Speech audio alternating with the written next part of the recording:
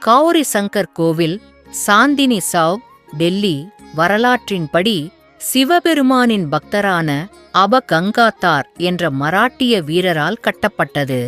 அவர் ஒருமுறை போரில் பலத்த காயமடைந்தார் மற்றும் அவர் உயிர் பிழைப்பதற்கான வாய்ப்புகள் இருண்டன.